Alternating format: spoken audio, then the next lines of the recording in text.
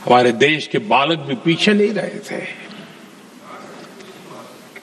उनको कोड़े की सजा होती थी, छोटी छोटी उम्र में उनको जेल में बंद कर दिया जाता। और उन दिनों खास करके बंगाल की गलियों में लगातार वंदे मातरम के लिए प्रभात फेरियां निकलती थी। अंग्रेजों के नाको दम कर दिया था। और उस समय गीत गूंजता था बंगाल में, जाए जाबे जीवोनो चोले, जाए जाबे जीवोनो चोले, जोगो तो माजे तोमार काजे, वंदे मातरम बोले। अर्थात हे मां, संसार में तुम्हारा काम करते और वंदे मातरम कहते जीवन भी चला जाए तो वो जीवन भी धन्य है। ये बंगाल की गलियों में बच्चे कह रहे हैं। ये गीत उन बच्चों की हिम्मत का स्वर था और उन बच्चों की हिम्मत ने देश को हिम्मत दी थी। बंगाल की गलियों से निकली आवाज देश की आवाज बन गई थी।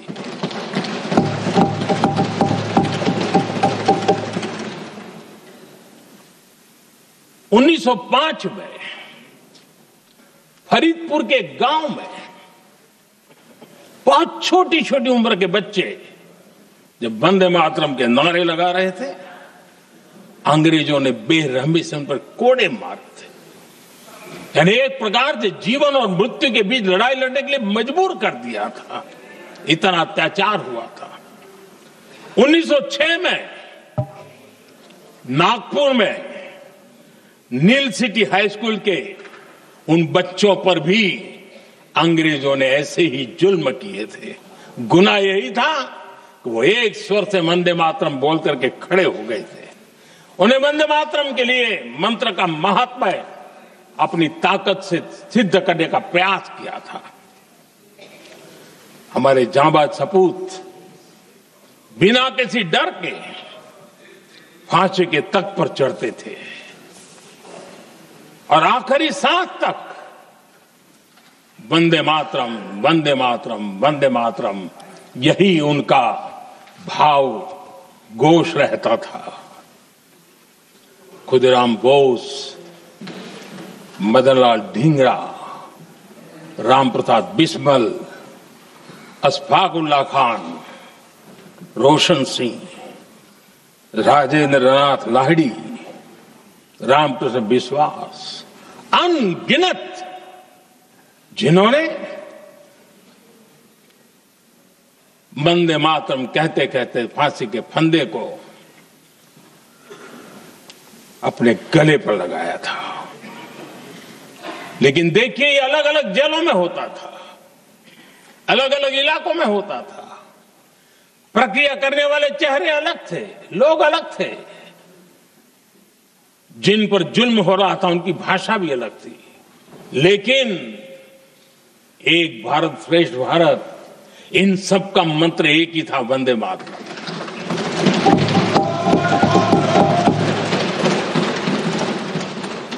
चटगांव की स्वराज क्रांति, जिन युवाओं ने अंग्रेजों को चुनौती दी, वे भी इतिहास के चमकते हुए नाम है। हरगोपाल बाल, पुलिन विकास घोष, त्रिपुर सेन, इन सब ने देश के लिए अपना बलिदान दिया। मास्टर सूर्यसेन को 1934 में जब फांसी दी गई, तब उन्होंने अपने साथियों को एक पत्र लिखा और पत्र में एक ही शब्द की गूंज थी और वो शब्द था वंदे मातरम।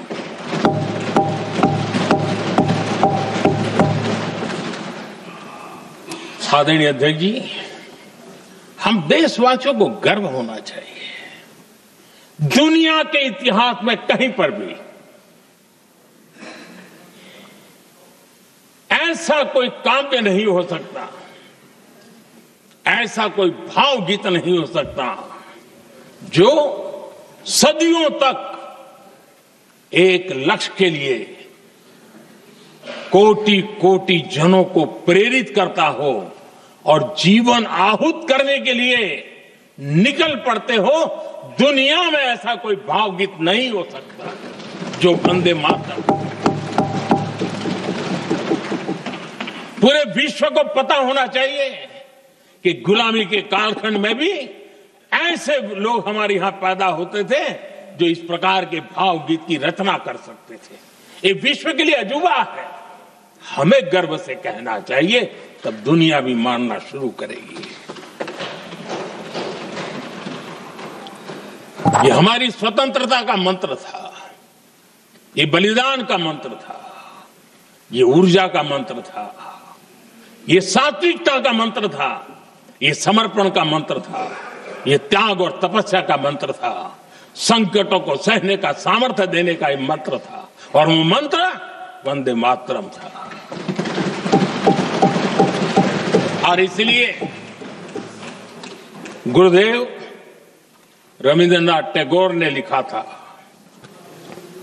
उन्होंने लिखा था, एकी सूत्रे बांधी आछी सोहोस्टोटी मौन, एक ही कार्य सौंपी आची सहस्त्र जीवन वंदे मातरम।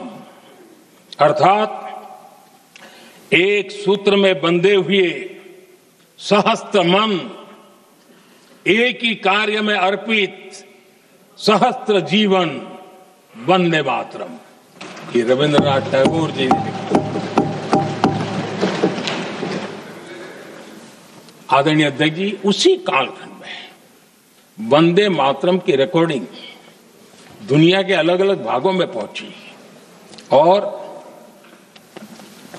लंदन में जो क्रांतिकारियों की एक प्रकार से तीर्थ भूमि बन गया था, वो लंदन का इंडिया हाउस, वीर सावरकर जी ने वहां वंदे मातरम गीत, और वहां ये गीत बार बार गूंजता था। देश के लिए जीने मरने वालों के लिए वो एक बहुत बड़ा प्रेरणा का अवसर रहता था। उसी समय बिपिन चंद्र पाल और महर्षि अरविंद घोष, उन्होंने अखबार निकाले, उस अखबार का नाम भी उन्होंने वंदे मातरम रखा। यानी डगर डगर पर अंग्रेजों की नींद हराम करने के लिए वंदे मातरम काफी हो जाता था, और इसलिए उन्होंने इस नाम रखा। अंग्रेजों ने अखबारों पर रोक लगा दी, तो मैडम भिकाजी कामा ने पेरिस में एक अखबार निकाला और उसका नाम उन्होंने वंदे मातरम रखा।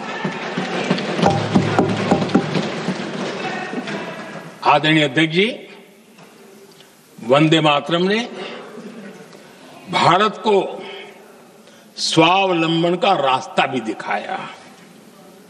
उस समय माचिस की डिबिया, मैच बॉक्स, वहां से लेकर के बड़े बड़े शिप, उस पर भी वंदे मातरम लिखने की परंपरा बन गई। और बाहरी कंपनियों को चुनौती देने का एक माध्यम बन गया, स्वदेशी का एक मंत्र बन गया। आजादी का मंत्र स्वदेशी के मंत्र की तरफ विस्तार होता गया। आदरणीय अध्यक्ष जी, मैं एक और घटना का जिक्र भी करना चाहता हूं। 1907 में जब वीओ चिदम्बरम पिल्लाई, उन्होंने स्वदेशी कंपनी का जहाज बना, तो उस पर भी लिखा था वंदे मातरम।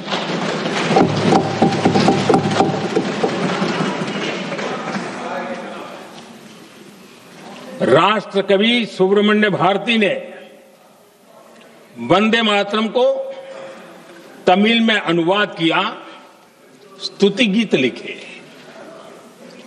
उनके कई तमिल देशभक्ति गीतों में वंदे मातरम की श्रद्धा साफ साफ नजर आती है।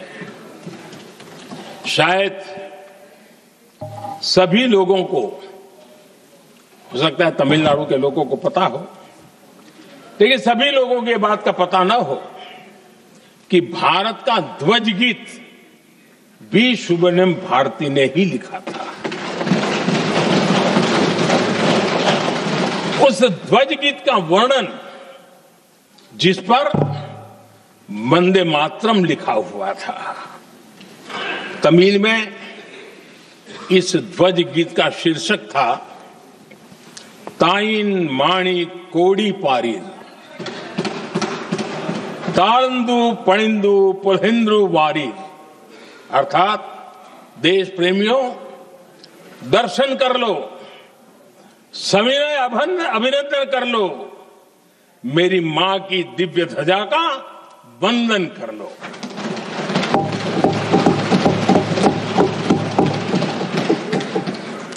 आदरणीय अध्यक्ष महोदय, मैं आज इस सदन में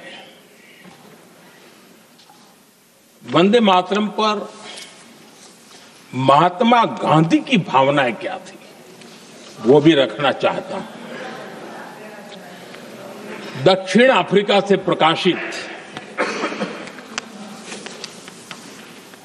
एक साप्ताहिक पत्रिका निकलती थी, इंडियन ओपिनियन, और इस इंडियन ओपिनियन में महात्मा गांधी ने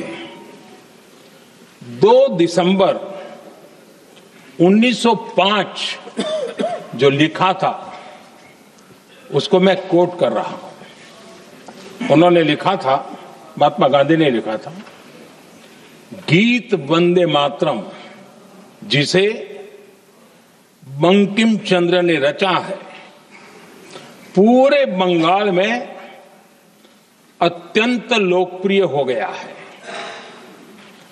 स्वदेशी आंदोलन के दौरान बंगाल में विशाल सभाएं हुई, जहां लाखों लोग इकट्ठा हुए और बंकिम का यह गीत गाया। गांधी जी आगे लिखते हैं, ये बहुत महत्वपूर्ण है, वो लिखते हैं, ये 1905 की बात है, उन्होंने लिखा, यह गीत इतना लोकप्रिय हो गया है जैसे ये हमारा नेशनल एंथम बन गया है।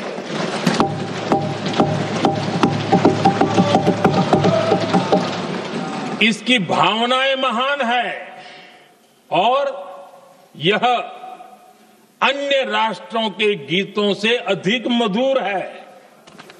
इसका एकमात्र उद्देश्य हम में देशभक्ति की भावना जगाना है। यह भारत को मां के रूप में देखता है और उसकी स्तुति करता है। अध्यक्ष जी,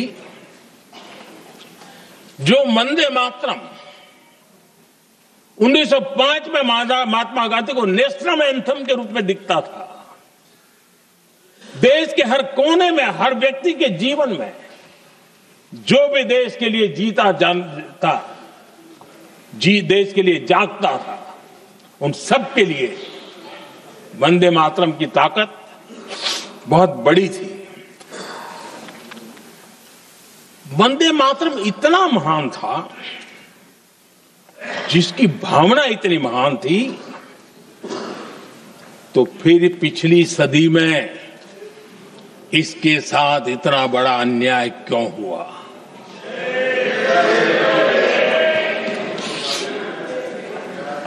वंदे मातरम के साथ विश्वासघात क्यों हुआ?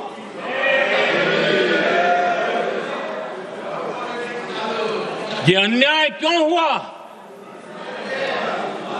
वो कौन सी ताकत थी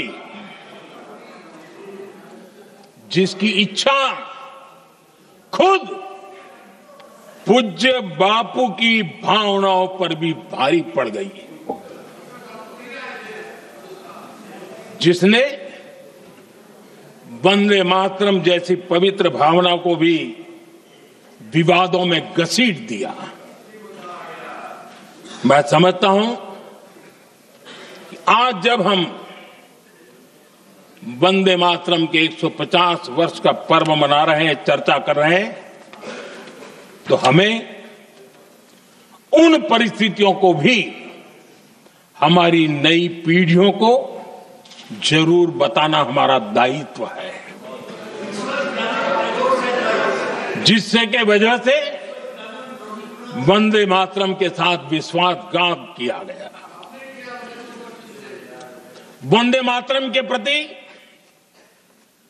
मुस्लिम लीग की विरोध की राजनीति तेज होती जा रही थी। मोहम्मद अली जिन्ना ने लखनऊ से 15 अक्टूबर 1937 को वंदे मातरम के विरुद्ध का नारा बुलंद किया। फिर कांग्रेस के तत्कालीन अध्यक्ष जवाहरलाल नेहरू को अपना सिंहासन डोलता दिखा। बजाय कि नेहरू जी मुस्लिम लीग के आधारहीन बयानों को तगड़ा जवाब देते, करारा जवाब देते, मुस्लिम लीग के बयानों की निंदा करते,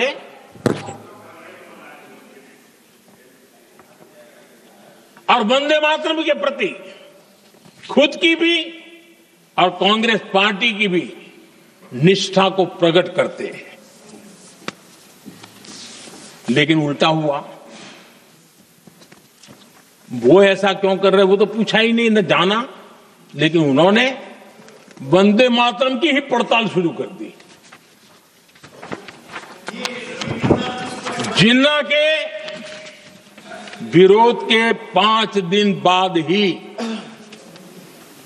20 अक्टूबर को नेहरू जी ने नेताजी सुभाष बाबू को चिट्ठी लिखी। उस चिट्ठी में जिन्ना की भावना से नेहरू जी अपनी सहमति जताते हुए कि वंदे मातरम की, ये जो उन्होंने सुभाष बाबू को लिखा है, वंदे मातरम की आनंद मठ वाली पृष्ठभूमि मुसलमानों को इरिटेट कर सकती है। मैं नेहरू जी का कोट पढ़ता हूं। नेहरू जी कहते हैं, मैंने वंदे मातरम गीत का बैकग्राउंड पढ़ा है। नेहरू जी फिर लिखते हैं, मुझे लगता है कि ये जो बैकग्राउंड है इससे मुस्लिम भड़केंगे। साथियों, इसके बाद कांग्रेस की तरफ से बयान आया कि 26 अक्टूबर से कांग्रेस कार्य समिति की एक बैठक कोलकाता में होगी, जिसमें वंदे मातरम के उपयोग की समीक्षा की जाएगी। बंकिम बाबू का बंगाल, बंकिम बाबू का कोलकाता, और उसको चुना गया और वहां पर समीक्षा करना तय किया। पूरा देश हतप्रभ था, पूरा देश हैरान था। पूरे देश में देशभक्तों ने इस प्रस्ताव के विरोध में देश के कोने कोने में प्रभात फेरियां निकाली, वंदे मातरम गीत गाया।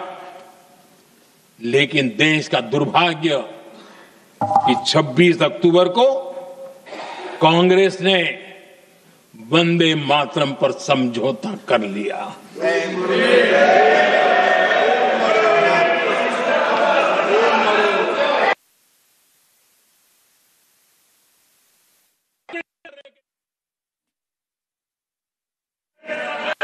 वंदे मातरम के टुकड़े कर दिए।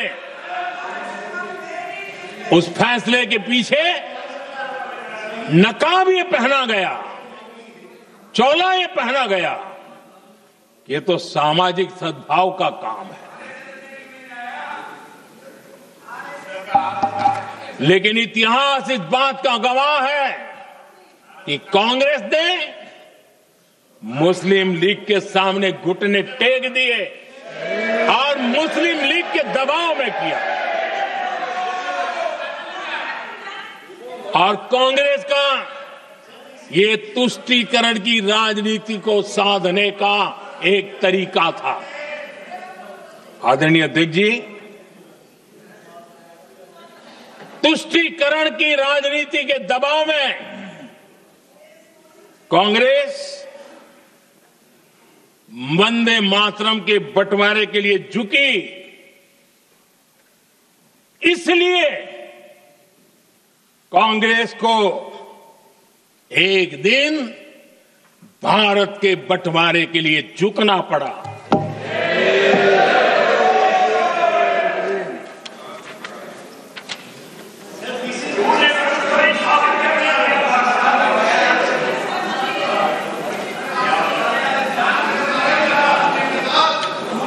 मुझे लगता है कांग्रेस ने आउटसोर्स कर दिया है।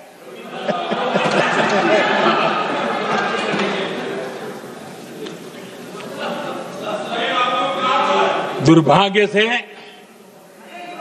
कांग्रेस की नीतियां वैसी की वैसी थी है, और इतना ही नहीं, आईएनसी चलते चलते एमएमसी हो गया है।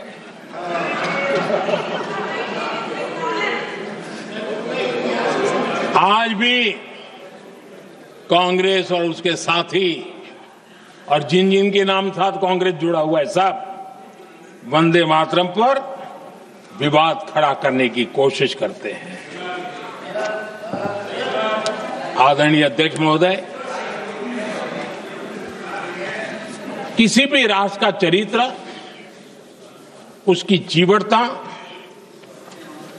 उसके अच्छे कालखंड से ज्यादा जब चुनौतियों का कालखंड होता है, जब संकटों का कालखंड होता है, तब प्रकट होती है, उजागर होती है और सच्चे अर्थ में कसौटी से कसी जाती है।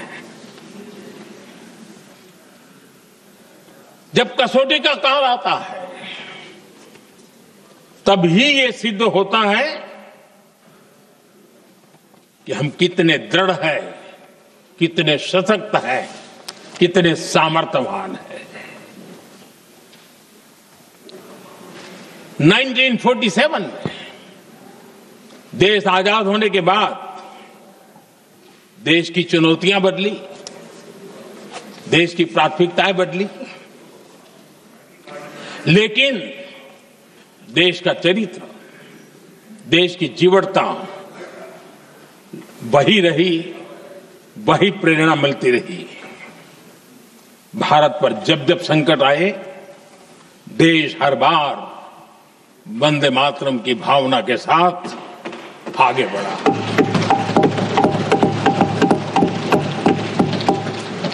बीच का कालखंड कैसा गया जाने दो, लेकिन आज भी 15 अगस्त 26 जनवरी की जब बात आती है, हर घर तिरंगा की बात आती है, चारों तरफ वो भाव दिखता है, तिरंगे झंडे फहरते। एक जमाना था जब देश पर खाद्य का संकट आया, वही वंदे मातरम का भाव था। मेरे देश के किसानों ने अंदर के भंडार भर दिए, और इसके पीछे भाव वही है, वंदे मातरम। जब देश की आजादी को कुचलने की कोशिश हुई, संविधान के पीठ पे छुरा भोंक दिया गया, आपातकाल थोप दिया गया, यही वंदे मातरम की ताकत थी कि देश खड़ा हुआ और प्रयास करके रहा। देश पर जब भी युद्ध थोपे गए, देश को जब भी संघर्ष की नौबत आई, यही वंदे मातरम का भाव था। देश का जवान सीमाओं पर अड़ गया और मां भारती का झंडा फहराता रहा, विजय से प्राप्त कर। कोरोना जैसे वैश्विक महासंकट आया, यही देश उसी भाव से खड़ा हुआ उसको भी परास्त करके आगे बढ़ गया। आदरणीय अध्यक्ष जी, यह राष्ट्र की शक्ति है। यह राष्ट्र को भावनाओं से जोड़ने वाला सामर्थ्यवान एक ऊर्जा प्रवाह है। ये चेतना प्रवाह है। ये संस्कृति की अविरल धारा का प्रतिबिंब है, उसका प्रकटीकरण है। ये वंदे मातरम हमारे लिए सिर्फ स्मरण करने का काल नहीं, एक नई ऊर्जा, नई प्रेरणा का लेने का काल बन जाए और हम उसके लिए प्रति समर्पित होते चले। और मैंने पहले कहा, हम लोगों पर तो कर्ज है वंदे मातरम का। वही वंदे मातरम है जिसने वो रास्ता बनाया, जिस रास्ते से हम यहां पहुंचे हैं, और इसलिए हमारा कर्ज बनता है।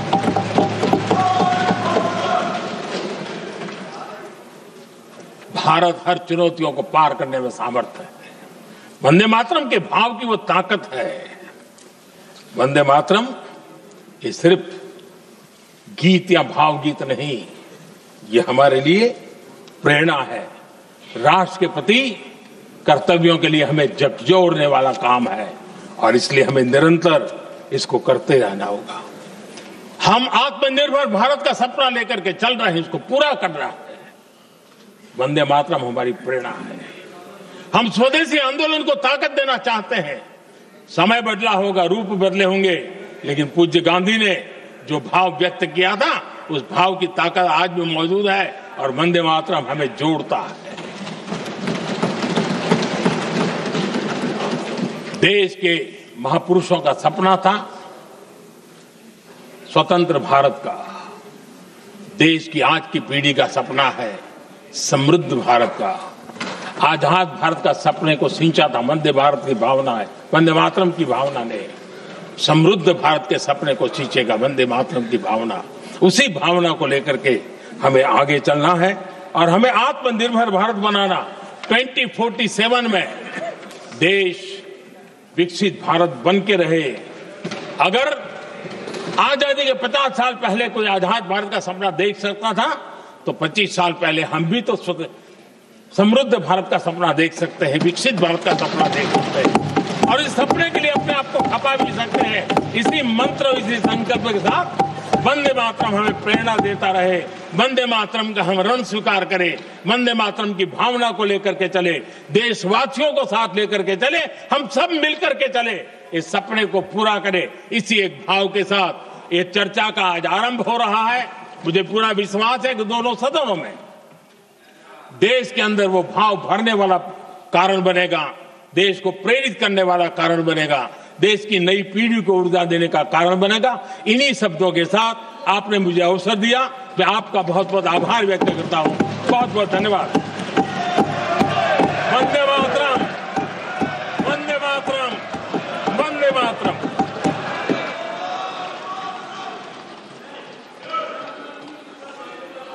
श्री